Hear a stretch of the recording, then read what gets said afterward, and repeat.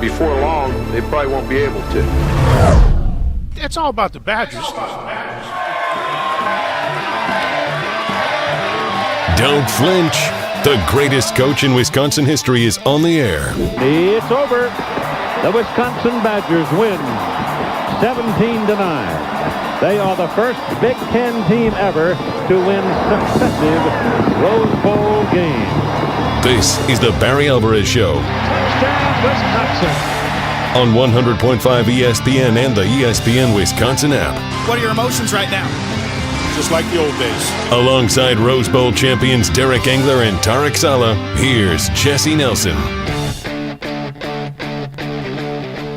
The Wisconsin Badgers 2025 college football season kicks off Thursday night under the lights at Camp Randall Stadium, and we're here to get you ready for it. Welcome into the Barry Alvarez Show with Tarek Saleh and Derek Engler. I'm Jesse Nelson here on 100.5 ESPN, the ESPN Madison YouTube channel, and on the ESPN Wisconsin app. The 2025 college football season is upon us. Week 0 is in the books, fellas, and that means it is time for Week 1. The Badgers kick it off Thursday night with Miami, Ohio, 8 o'clock on the Big Ten Network. First of all, before we dive into the game and the matchups and everything, Tarek, nice of you to join us this time around. Welcome. Well, it's great. I'm great to be here, man. It's awesome. Football season is here. Really excited, really fired up, and I was back east visiting family, so I'm full. Because we eat a lot of food back there, and it was a great time, great catching up. But it's good to be back and ready for football. Tarek Saleh joined us on the phone for our season premiere show 1 week ago. Derek Engler was there in person with us at Nakoma Golf Club. You're back with us here, Derek. How are you? I'm doing great. Jesse, you did a great job. We overcame adversity. You listened to Coach. A storm comes in, the horn blows off, and I don't even know if the golfers, in the Gilda's Club, tournament got 2 holes in, but they all came in. We moved inside. We had a little break, obviously, when the speeches were going on, but you handled it well. We had a lot of fun last week, and of course, supporting a great cause that Coach and Cindy both helped pioneer here in the Madison area with Gilda's Club. Again, you can check out our show from a week ago on the ESPN Madison YouTube channel if you missed it. And that brings us to Coach Barry Alvarez. Your name's on the show. We might as well introduce you, Coach. How are you tonight as we get set for Week 1? I'm good. I'm fired up. I'm really anxious, as every year at this time, to get the football season started. And I've watched this team practice a couple times, but you never know anything about a team until you watch them play a game. So I'm really anxious for Saturday and see them play. I think we all are, to see what this team looks like here out of the gates in 2025. The third year of head coach Luke Fickell, the first 2 seasons out of the gates a little bit slow. And maybe recall last year that Friday night opener against Western Michigan, they were actually trailing in the fourth quarter against the Broncos, had to come back and get the victory at Camp Randall Stadium. South Dakota in Week 2, they were a little slow before pulling away in the second half. Buffalo in Fickell's debut game 2 years ago, they were a little slow out of the gates. So Tarek, Derek, what are you guys expecting to see from Wisconsin on Thursday night against Miami, Ohio, right out of the chute? Well, go ahead, Tarek. Derek, we're both eager, man. It's game week. You both are so fired up. You want to say it at the same time. Hey, you're the Hall of Famer. Go get it. One-on-one. Let's go one-on-one. See who goes first. That's it. And you asked the 2 perfect guys because it's in the trenches, right? We want to dominate in the trenches. We want to stop the run from my perspective. We have these big dudes we brought in. I'm really excited about the front 7. I think those big guys up front with an athletic linebacking crew. We've got some edge guys I'm really interested in. One of them looks like, he's like 6'4", 275 pounds, unbelievable. The Mason kid, and the guys that we've had, Witt and Peterson, I think. Yeah. Those guys, these guys coming in, complement them. I want to see us be really physical, stop the run, and I'll leave that next thing to Derek. Here's the deal. I guarantee Coach Fickell and his staff have made it a point to address to their team, this is not, the sisters of the poor coming in here. 20 wins in 2 seasons, 2 MAC championships. Coach knows, even in our Rose Bowl year, we struggled with Bowling Green for a little while till we pulled away in the end. But, man, did we get ripped on Sunday because we should have been a lot better than that. Guys were on the ground. It was hot that day. Bowling Green came ready to play. We had a dogfight down in SMU, the early non-conference games, and I'm going to defer to Coach on this, you really, those are, it doesn't matter who's coming. They're going to be ready to play and eager and ready to play, and they're going to have a potentially, our team, their team are going to have some mistakes that they're going to have to clean up. So it's always kind of a crapshoot. Yeah, you know what? The first game, you're going to have mistakes. You have guys who've never hit the field before in front of a full stadium, and that changes things for a while. You have to get used to that, and so as a head coach, you have to understand you've got some things. You've got to start slow. If you've got a veteran team, doesn't make any difference. But if you've got a number of new guys that are ready to go or have to start for you, it may take a while for them to get in the groove. And this is a team, Miami of Ohio, historically, and as Derek said, they won the league last year. That's a strong league. And historically, they've come in and that league, the MAC has beaten Big Ten schools. Those are guys, I used to tell our players, those are guys that think they should have your scholarship. And they're going to try to prove that we as coaches here made mistakes. And they're going to be playing extra hard. So if you take them lightly, you're in trouble. You guys recall any no games you played against teams like this? Coach just hit it on the head, though. Every Big Ten school has a target on their back when they're playing a MAC school because exactly what Coach Alvarez said. Those players wanted to go to Michigan State, Michigan, Wisconsin, Iowa. They ended up at, Toledo, Miami of Ohio, Bowling Green, whatever. A lot of schools, obviously, in Michigan and Ohio where we recruit, and they didn't end up at a Big Ten school, and they circle those games every year. There's no question. Yeah. Every class or group of teams like the Travis Frederick group, right? I remember watching them, and they were playing Oregon State. And it was a bad Oregon State. They came in, they bloodied our nose a little bit. And I'm like looking at the offensive line, who all went to the NFL. At that time, I'm like, man, we got a lot of work to do. We got a lot of work to do. I'm like, this is not good. But those guys ended up being unbelievable players. So you're talking about all NFL players that got their nose bloodied, and we were on the verge of losing. The Arizona States of the world, and there's other ones. But in our case, it was SMU at SMU, and they were coming off the death penalty, and I think we were down at halftime, and we grinded back. But it was that we found a way to win. Coach, hey, we got to find a way. We found a way, and then we went on a great run. Obviously to go win the Rose Bowl, but we're playing SMU. That's scary. The Barry Alvarez Show with Tarek Saleh, Derek Engler here on ESPN Madison. Yeah, the old SMU. Yeah. So one thing I wanted to ask you guys about this matchup, because, yes, I think it's easy to overlook some of these MAC schools when they first come in here. Out of the gates, you're a little slow going early, and you guys know because you played against so many of them over time that you needed to be ready for these games. Does it help for this game to be a special Thursday night, 8 o'clock kick, more eyes on it on national TV, under the lights, kind of have that bigger feel to help the guys get ready for it right away? Yeah, I do. I truly do. Versus playing a MAC school at 11 a.m.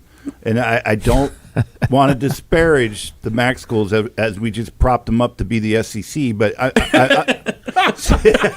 seriously, though, I think you get more juice in the season opener, against the Miami of Ohio on a Thursday night, student body. They're getting back. Everybody, the excitement's there, and that's what you want. You can't ask for a better opening night. You're going to have all eyes on you. I think it's going to be a fantastic atmosphere.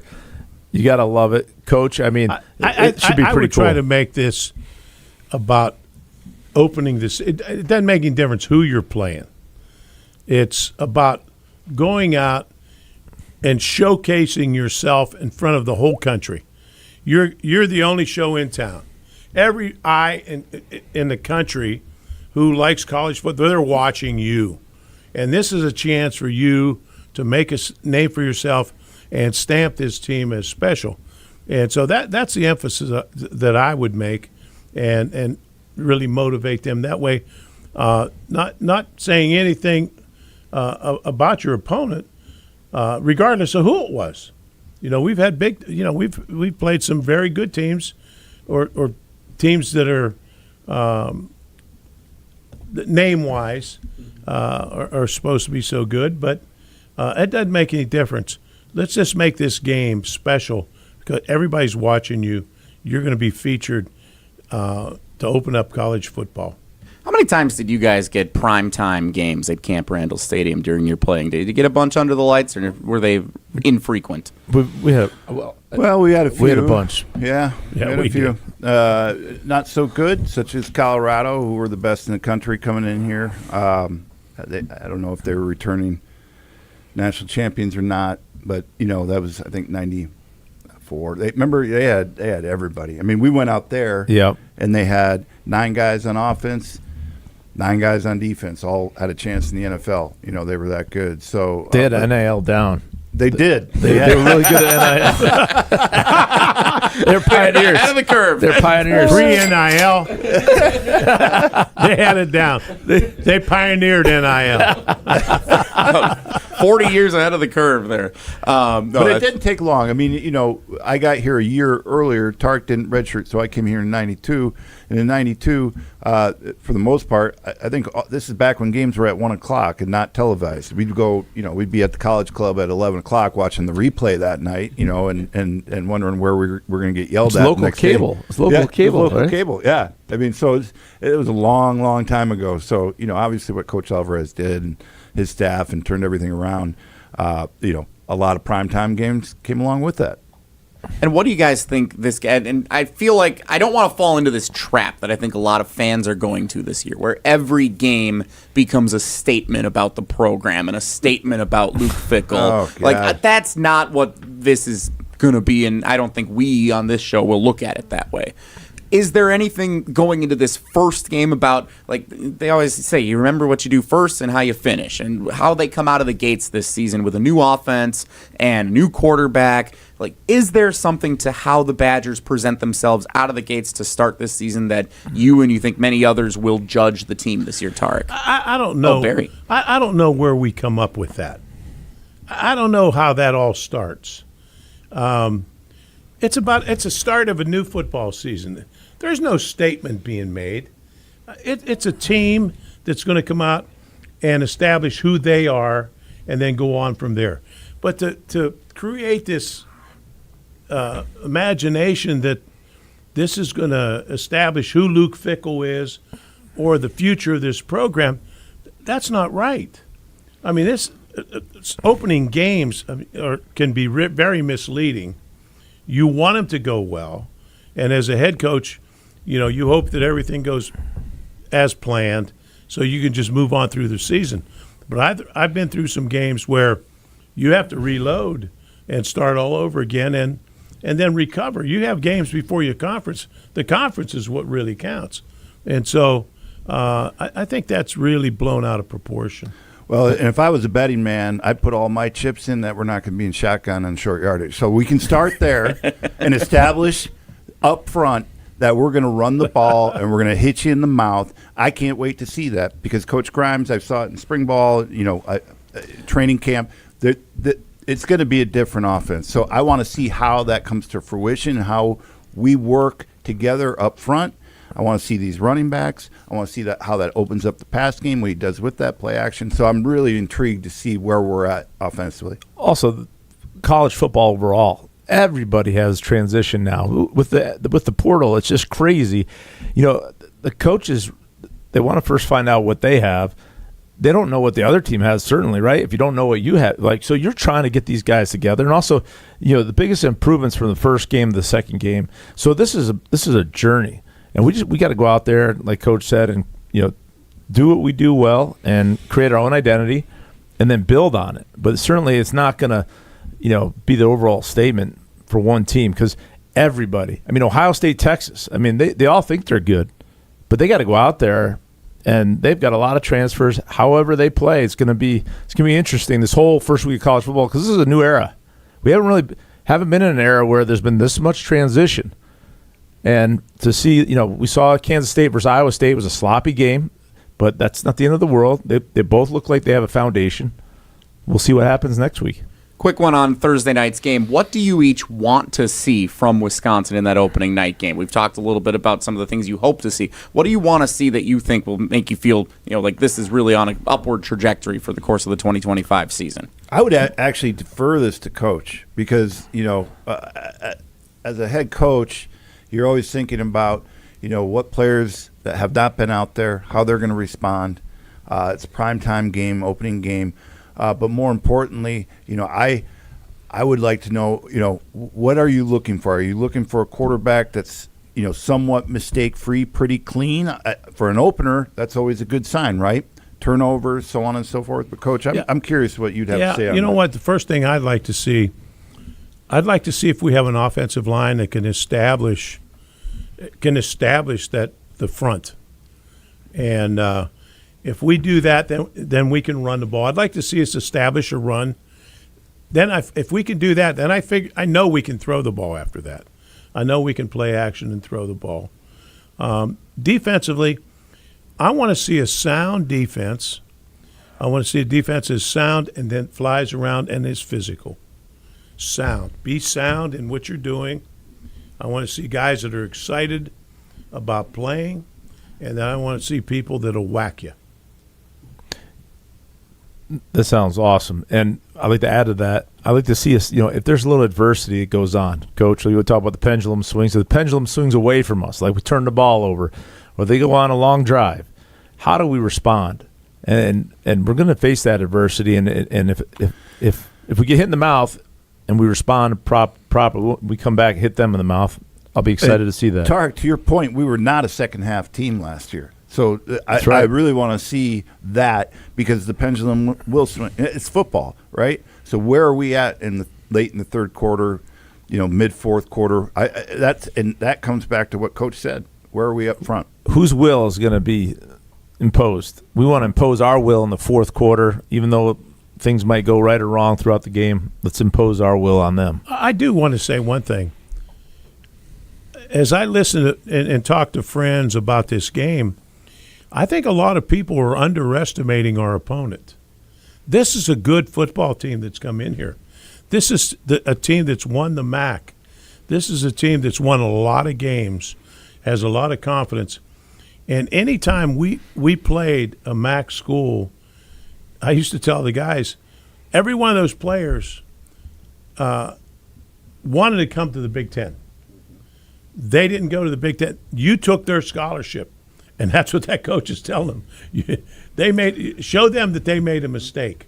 Yeah, I mean, and so 2 MAC championships in a row, 20 wins. As also in this era, you're also attracting players. So they have already built a tradition of success. You're winning 2 in a row.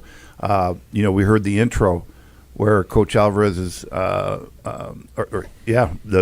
our team, but the 99. In 2000 teams, the first back-to-back Big Ten team ever to do that in succession and win Rose Bowls. That's the Rose Bowl, right? It's not the MAC championship. But that doesn't mean that, they're going to come in here ready to play, just like Coach was saying, because a lot of them have chip on their shoulders. Another thing, now this is get off my lawn, old man stuff. I was wondering how far into the season we'd get to this. Didn't even get to game one. No, well, it took 10 minutes. We look at all these social media short clips and all this dopamine. You get this short-term, highlights. Nobody even watches the game anymore. These kids don't do anything for more than 10 minutes. Meanwhile, you got to play this game.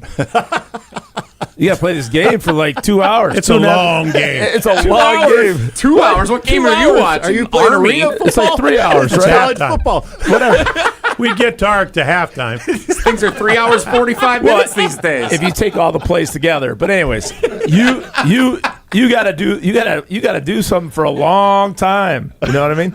So I don't know, like across the country, this is not just Wisconsin. Like all of a sudden you're in the game, you're like, is this thing over yet? What's the highlight? I'm getting bored.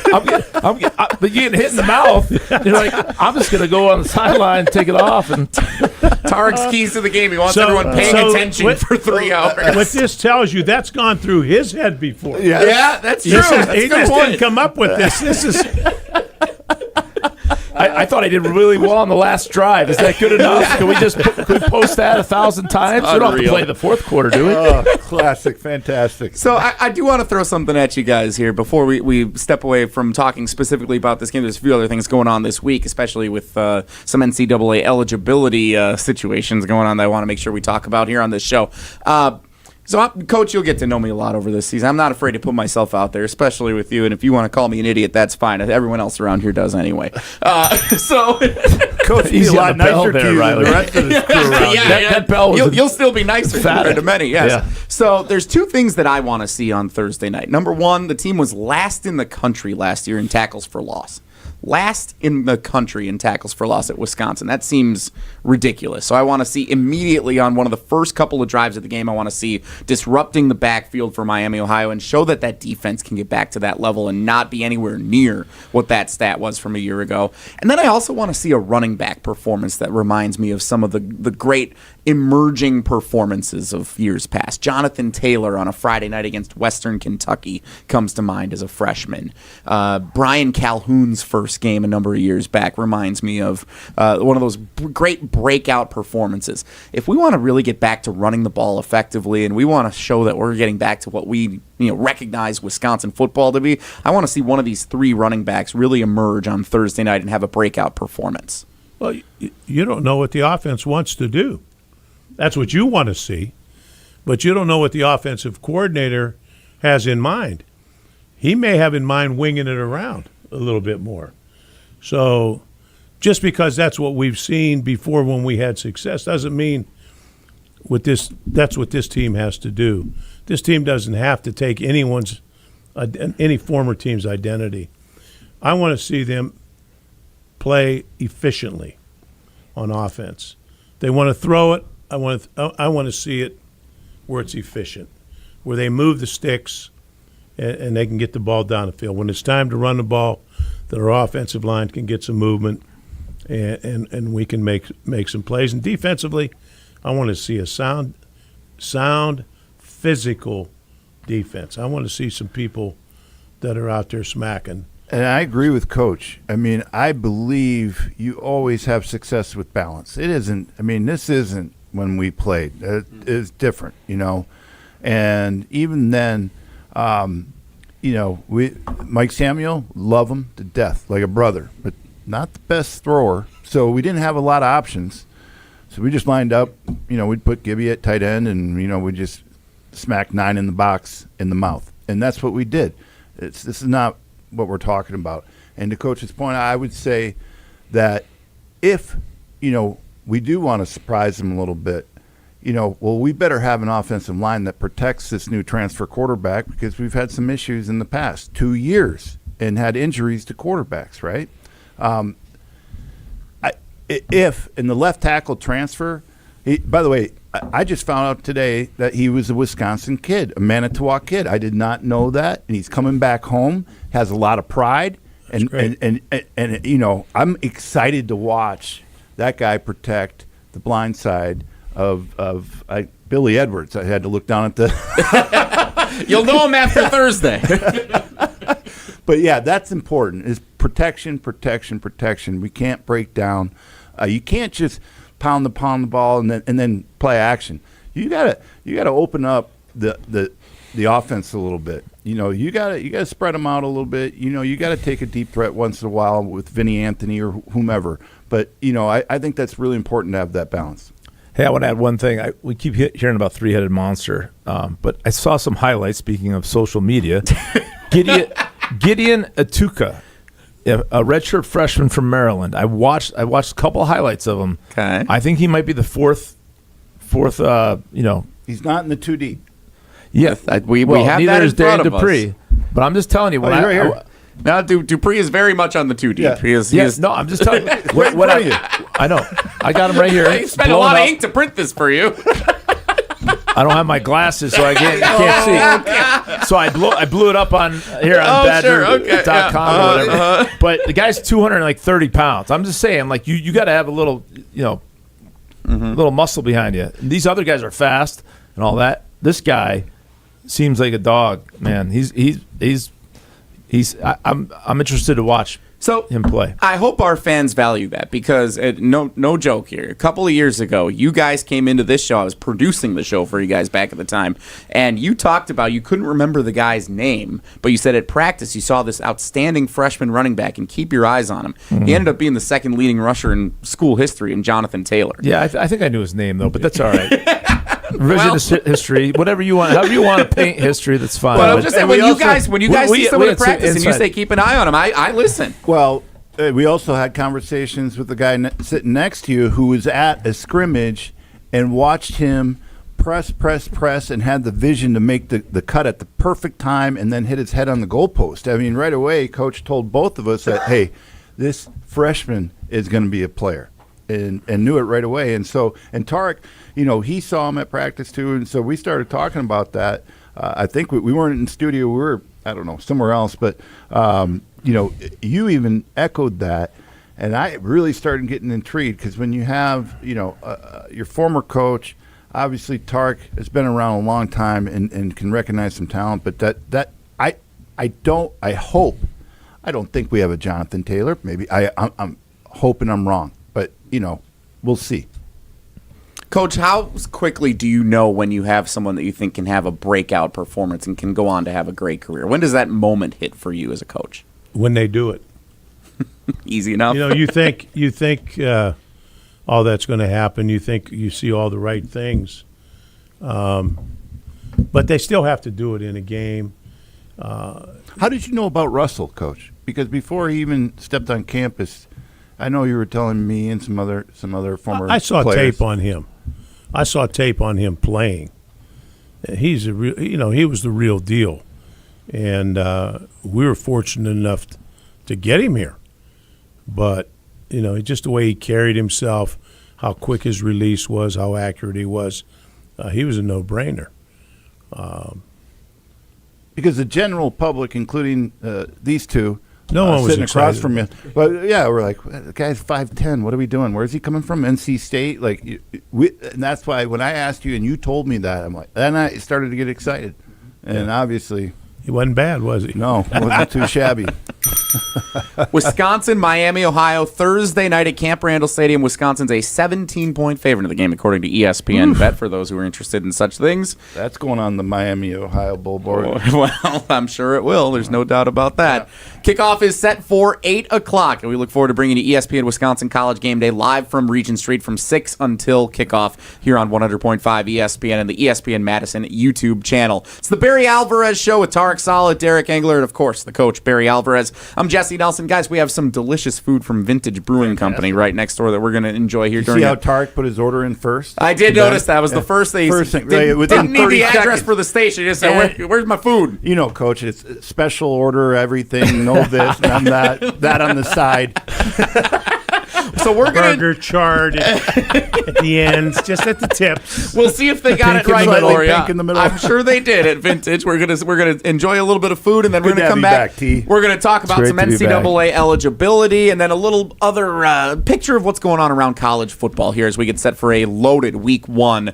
5 days of games coming up on Labor Day weekend. We'll talk about it coming up on the Barry Alvarez Show with Tarek Saleh, Derek Engler on the ESPN Madison YouTube channel and on 100.5 ESPN. Don't touch that cocktail. I'd love to coach a game like that. Oh, man. They may not see a pass in the second half.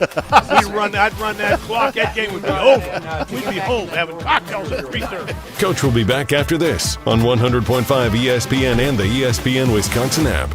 Yeah, let's have some food. We can bring.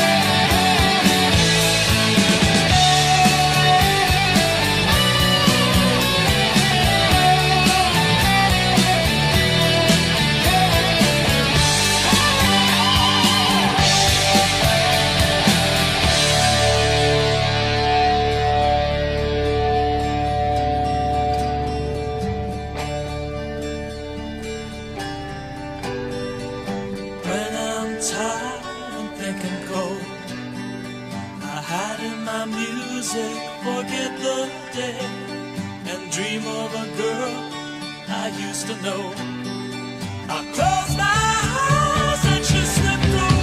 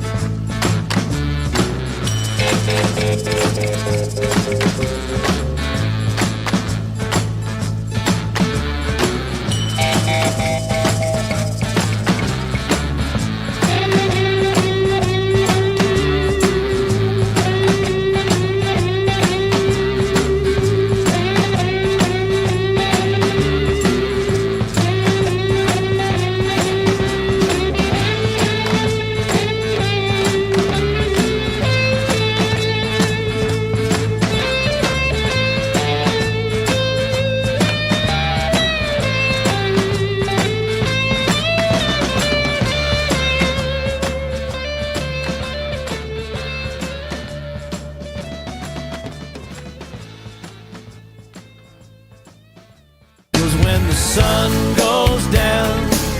We'll be grooving when the sun goes down. We're feeling alright when the sun sinks down. Over the water, everything gets hotter when the sun goes down, yeah.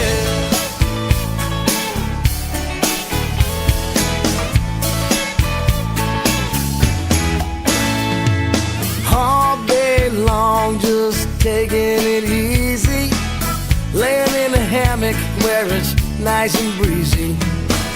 And sleeping off the night before. 'Cause when the sun goes down, we'll be back for more. When the sun goes down, we'll be grooving when the sun goes down. We'll be feeling alright when the sun sinks down. Over the water, everything gets hotter when the sun goes down.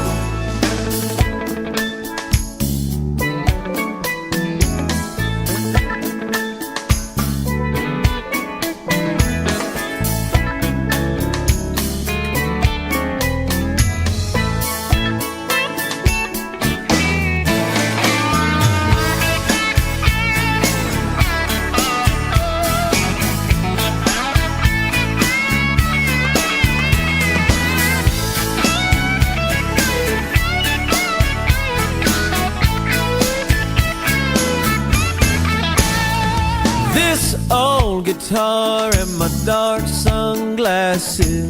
This sweet concoction is smooth as molasses. Nothing to do but breathe all day until the big moon rises and it's time to play. When the sun goes down, we'll be grooving when the sun goes down. We're feeling alright when the sun sinks down. Over the water, everything gets hotter when the sun goes down. Goes down. We'll be grooving when the sun goes down. We're feeling alright when the sun sinks down. Over the water, everything gets hotter when the sun goes down. Yeah.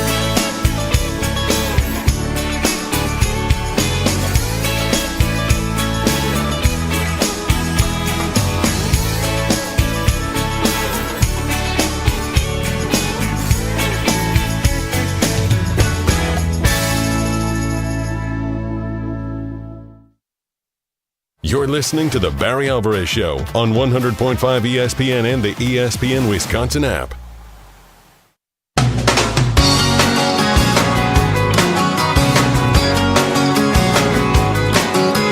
Look around your world, pretty baby. Is it everything you hoped it'd be? The wrong guy, the wrong situation, the right time to roll to me. Roll to me. And look into your heart, pretty baby. Is it aching with some nameless need? Is there something wrong and you can't put your finger on it? Right then, roll to me. And I don't think I have ever seen a soul so in despair. Welcome back into the Barry Alvarez Show with Tarek Saleh, Derek Engler, and legendary Wisconsin head football coach and director of athletics, Barry Alvarez. My name is Jesse Nelson in the Everlight Solar Studio here at ESPN Madison. We don't get too many home games here in the Everlight Solar Studio. A lot of times we're out and about. We're out at all kinds of different places. Ruth's Chris Steakhouse going to be a great friend of ours throughout the course of this season. But it's fun to have a nice game here in the studio, or a nice show in the studio before we kick off the rest of the season starting next week. Anytime we could sit where Jim Rutledge sits, it's an honor and a privilege. Holy ground here. I know you guys miss your pal Jim. He wants to do crosstalk segments with us each week, by the way, on Monday. So we should make sure we plan that. Get there a little early and get a cocktail or two in you, and then get ready to go toe to toe with Jim for a few minutes before we get our show going. Well, I saved the remnants of my sandwich so I could put it in his box over here for tomorrow.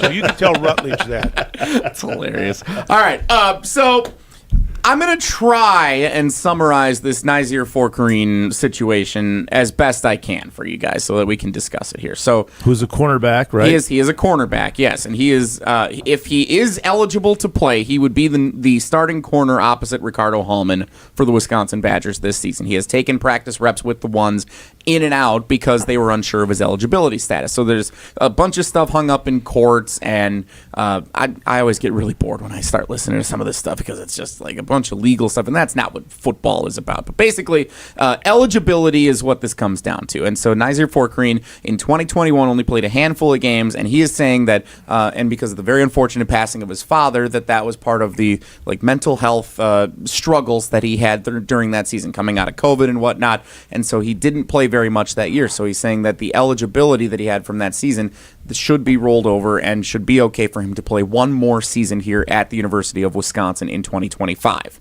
So there's a couple of different lawsuits and court cases that are going on here, but to summarize it best, today there was a ruling which was slightly in his favor. So that's a partially good thing that happened here today. The judge denied the NCAA's motion today to dismiss questioning the adequacy of the antitrust claim that he had, but he reserved a ruling, the judge did, until the other claims for dismissal. He reserved, saying that he's going to dismiss everything from the NCAA. So there's another thing set for this Friday. Obviously, that's after Game 1. So Fourqurean will not be able to play in Game 1 against Miami, Ohio. And then if this waits until October 20th, he would obviously miss the majority of this season. He can't play until this court case is heard. So he wouldn't be able to play till after October 20th if they do the court date as scheduled right now. If he gets the preliminary injunction that he's requested, then he would be able to play right away after that. So in theory, if the preliminary injunction is upheld on Friday, he'd be able to be good to go right away for the second game against Middle Tennessee. So all that to be said. I'm going to jump out. What do you make of this? NCAA has no grounds to stand on. They are worthless, and they've really ruined a lot of things in college football. So if this young man has any bit of a case, I would grant him the ability to play, because the NCAA it's very disappointing the way they handled everything. So I'd give them the benefit of the doubt. Yeah, we've seen this many times. This same story, it seems, every year. There's an item or two across the country, and this time it's impacting When did Fourqurean Wisconsin. come to Wisconsin? You know? 2023 was his first year at Wisconsin. Okay. 23, when Fickle started here as the head coach. Okay, all right. So, yeah, I mean, it's a sticky situation, but Coach, I mean, you've been involved in a lot of these different eligibility rulings with the NCAA over time. What do you make of this? I haven't agreed with the NC2A very often. Mm-hmm. And in my opinion, you should always rule if it's close. If it's, it's 50-50, always rule in favor of the student athlete. That's what they should be thinking. And I think there's a case here, and sometimes I think they're so black and white that there's no human element that's involved. And they're all working. Everybody in the NC2A is working because of the student athletes. And sometimes I think they forget that. But I think you, in this case, should be looking in favor of the student athlete. Yeah. Riley Yauk is our producer here in the Everlight Solar studio. We don't get to see Riley very often because we're always out on site places. So great to see him today. Riley, you're going to host our ESPN Wisconsin College Game Day post-game shows throughout the course of this season, reacting after each and every game. You brought up, as we were getting into this here, that there was another case today that was ruled the opposite of what Fourqurean's was. Yeah, by the NCAA. South Carolina running back Rasul Faison, basically the exact same situation as Nyzier Fourqurean. The NCAA approved his eligibility request. I don't understand why. He graduated high school a year before I did and is still playing college football. I don't understand. It seems like there's no single thread of thought for the NCAA. No consistency. There's no consistency whatsoever. And that, I think, is the most frustrating part. Well, that may be a precedent. If they set that today, that may be in our favor. Yeah, coming up on Friday, maybe they say, okay, let's have them go. Well, I hear our softball team had 3 meals back in 2015, and they may be put on a suspension, a lifetime suspension because they had 3 meals, Coach. I mean, what are we talking about? And then you get Michigan, where they have all these sanctions come down a few weeks ago, but they don't have to give up the banner. They don't have to say they didn't win the championship. They just have to pay a bunch of money. Like it is the inconsistency. I think is what we all are noticing here from the NCAA. This is nothing new. Like, did they give Reggie Bush his Heisman? They did. Did they? Yeah. Okay. Which, by the way, the marketing around that with the Heisman House, where he was like let in after being in the vault for 20, that was hilarious last year. So that was pretty good. I will give him credit on the marketing around that was fantastic. I wanted to make sure we talked about the Nyzier Fourqurean situation. The NCAA hasn't learned anything, obviously. No, everything's case by case. Yeah. I hope that he gets to play this year. I think it'd be the right thing, and I think Coach makes a great point. If it's 50-50, like we get caught up in the what the business of all this stuff. Like, just look at what a kid wants to play football. And like Coach said, the business is you're employees of an institution because of these student athletes. Don't forget that. And that's exactly what Coach said. They got to worry about a business model going forward and how they're going to manage all the stuff that's going on. Right. I mean, we got to I think with the settlement to some sort of semblance here. But then, going forward, this doesn't stop. You just don't get you've got to put together, a business case that makes sense for both the student athlete, if we could call them that anymore, and the school, and how we're going to go forward. Don't Fourqurean just needs to play. Let him play. Let him heal up. Let him do the best he can, and then worry about what they need to worry about. We've got our fingers crossed that he'll be able to play week 2 against Middle Tennessee, and then Wisconsin will have their 2 best corners returning with experience when they go to Tuscaloosa to play Alabama September 13th. So that's what I'm hoping for, that we see the end result from this. All right, on a lighter note, college football did kick off with week 0, again, the annual tradition. Before week 1, Labor Day weekend, week 0 games took place this last weekend. It started in Dublin, Ireland, with Iowa State and Kansas State. It was rainy. It was murky. It was a little bit of a struggle offensively early on. It got to be a pretty good game later on. Here's a little vignette on that. So a coach that recruited me that was on Coach Alvarez's Rose Bowl staff and used to recruit on the road with Coach Alvarez at the University of Iowa, Dan McCarney was there.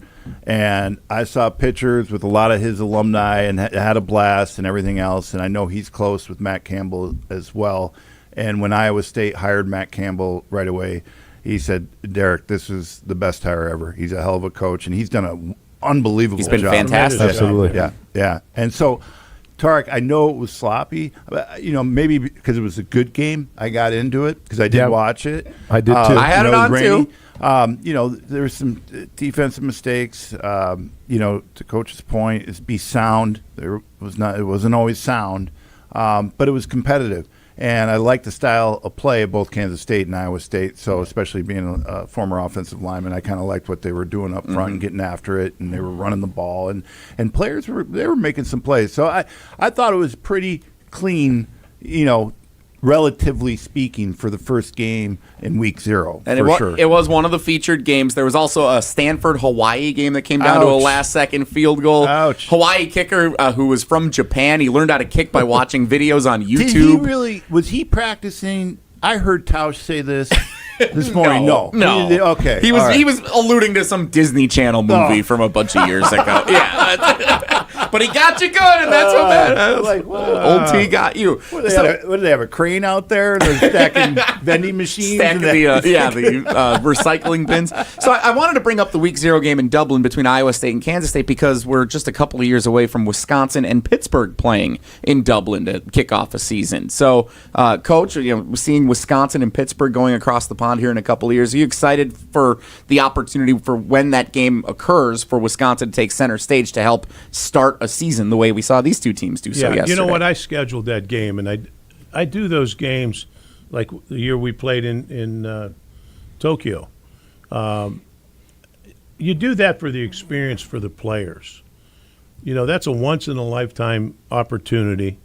And when those come around, and if they can work, if you can make them work in your schedule and it makes sense, I think that experience for the players is something that they'll remember the rest of their lives. And so, I'm excited about us playing next year. It didn't make any difference if it was raining. Hell, it may rain wherever in Kansas. So what? You go play. But, I think it's good. I think it's healthy to do that. I think for fans, I know a bunch of people are already excited about the concept of going across the pond, spending a few days over in Ireland. Yeah. I'm excited about the idea. I mean, Coach would have a fish and chips eating contest set up between the Badgers O-line and the University of Pittsburgh's O-line. Uh-huh. I guarantee it. And we wouldn't lose. We would back do that. To the hotel. So I'd tell them, everything you do, we're in Tokyo, and, you're going to have different contests. And I said, I don't care what it is, we're going to win. It's a tug of war. We've got to win. If it's an eating contest, we've got to win. Singing contest. Singing. Find somebody that can sing and get them up there. It's not Derek or myself. I'll tell you that. Well, I can tell you that. Well, I definitely participated because I knew, in the '94 Rose Bowl, because I was a redshirt freshman, I knew I wasn't probably seeing the field, so I had to win somewhere, right? And it was Lowry's Beef Bowl. So I'm not going to let UCLA eat 2 prime ribs. I'm taking 4. I'm going to double them. No, every day of the week. So is my entire redshirt freshman offensive line table did it. I think we cleaned them up. That's amazing. Amen. That's so awesome. I don't know if everyone's interested in this kind of stuff. I know I am. So let me ask this, Coach. You said you scheduled the game with Pittsburgh in Ireland.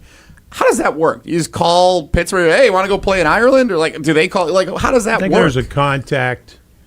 From the bowl people that contact us, and I think we were the first contact, and then we find an opponent. I think that's what it was. I don't think they contacted both of us. I thought Pittsburgh, we've recruited back there.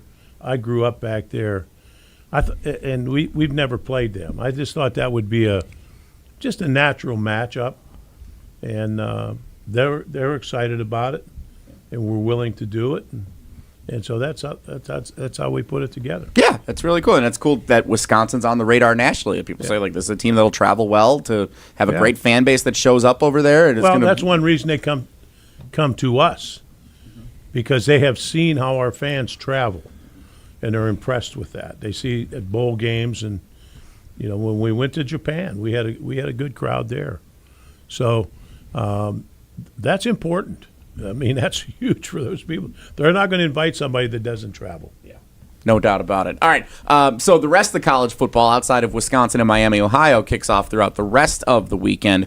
The big game, number 1 versus number 3 on Saturday afternoon. Texas visits Ohio State out of the gates. Besides the Wisconsin game, there's a lot of marquee matchups that are scattered throughout the course of Labor Day weekend. Notre Dame, Miami play on Sunday night in a top 10 matchup. Bill Belichick and the North Carolina Tar Heels on Monday night against TCU in Chapel Hill. But I think all eyes, guys, are probably on Texas and Ohio State on Saturday, late morning, early afternoon. That's the big game of the weekend. What are you thinking when we come out of the gates with a massive game like that in a true road game in Columbus for Texas? It's going to be wild. It's going to be a huge game.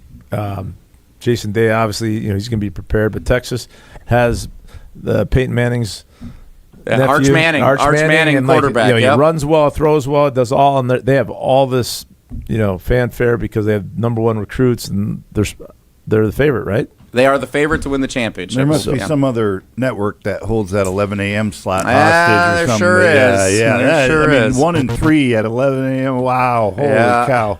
That's when you have that type of marquee matchup, you'd think it'd be later in either the old SEC time, 2:30, 3:30 Eastern Standard Time, or prime time. Whatever, who cares? Because it's going to be a lot of good talent on the field at the same time, and I'm interested to see how they work together, both Texas and Ohio State. It's going to be a good matchup. Ohio State they have the number 1 player in college football, as far as I'm concerned, in that receiver. Yeah, Smith. He's really good. Yeah. I mean, just throw the ball up to him. Mm-hmm. He'll figure it out. So. Okay, so all those games are going on this weekend.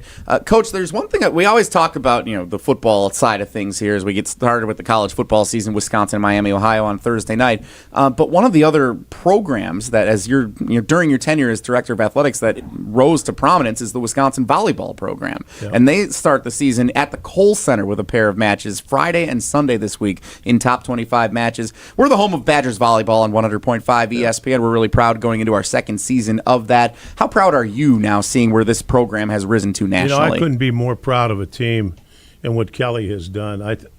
I thought he was a tremendous coach when I hired him. He's even better than I could even anticipate. But what he does, I've watched him practice. Man, he pushes the girls. They respond. He's really such a leader and such an icon in that sport. I mean, I don't know where you find a better coach than him. And what he's done year in and year out, we lose a lot of players, doesn't make any difference. He reloads. And that's easy. I mean, people think that's easy to do just because we've won, you've recruited well. But the players that step in, they have to play at a high level, and he gets that. So I've really been impressed with what he's done and at the level that he's continued our program. What are the matchups, Jesse?